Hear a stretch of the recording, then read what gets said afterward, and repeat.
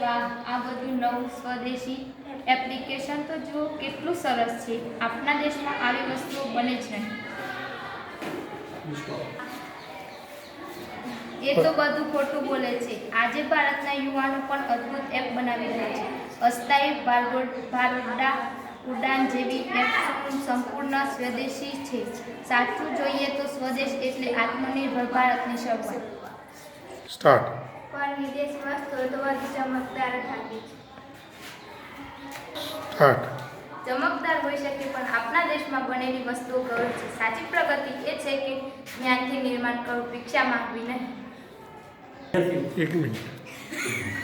સુપ્રભાત વિદ્યાર્થીઓ, આજે આપણે સ્વદેશી વિચાર પ્રણાલી અંગે ચર્ચા કરીશું. સુપ્રભાત સર. સ્વદેશીઓ અર્થ માત્ર ભારતીય વસ્તુઓ વાપરવી નહીં, પણ ભારતીય રીતે વિચારવું, ભારતીય રીતે સર્જન કરવું. સ્વદેશી વિચારથી આપણે વિશ્વમાં આગળ વધી શકીએ. હા, જરૂરી. ભારતનો ઇતિહાસ જ એની સાબિતી છે.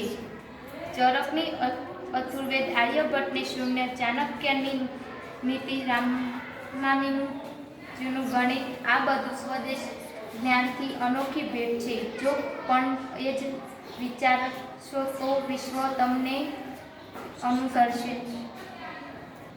શું વાત છે, તમે બહુ વિચારતા લાગો છો. સ્કૂલમાં સ્વદેશ વિશે ચર્ચા થઈ. સર બોલ્યા, સ્વદેશ વિશે વિચારથી દેશ મજબૂત બને છે. જ્યાં સ્વદેશ એક સતત ચાલતી પ્રક્રિયા છે, જ્યાં વિચાર પ્લસ જ્ઞાન પ્લસ નિર્માણ બરાબર આત્મવિશ્વાસ. બિલકુલ. રાહુલ ગાંધીજી કહેતા કે સ્વદેશ એ માત્ર વસ્તુ નહીં પણ સ્વાભિમાન છે. અમારા સમયમાં લોકો ખાદી પહેરતા, હાથથી વણતા, પોતાના હાથે બનાવી વસ્તુઓ વાપરતા. એમાં પ્રેમ હતો, શ્રમ હતો અને દેશભક્તિ હતી. આજના સમયમાં પણ યુવાનો ટેકનોલોજીમાં નવી શોધો કરી રહ્યા છે. સ્વદેશ ઉદ્યોગો વાત કરી રહ્યા છે. સતત ચાલતી પ્રક્રિયા છે, જ્યાં જ્ઞાન પ્લસ વિચાર પ્લસ નિર્માણ બરાબર આત્મવિશ્વાસ. જ્યાં ચાલતી સ્માર્ટ લેવા સંપૂર્ણ સ્વદેશ વિચારથી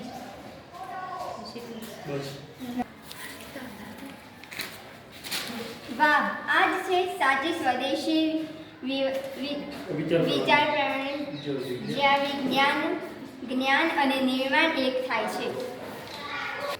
હવે મને સમજાયું મિત્રો. સ્વદેશ વિચાર એ ભારતની પોતાની ઓળખ છે. જો આપણે વિચારથી સર્જુતી સ્વદેશ બની જઈએ તો કોઈ આપણે રોકી શકશે નહીં. એક સાચી આત્મનિર્ભર ભારત, સ્વદેશી ભારત.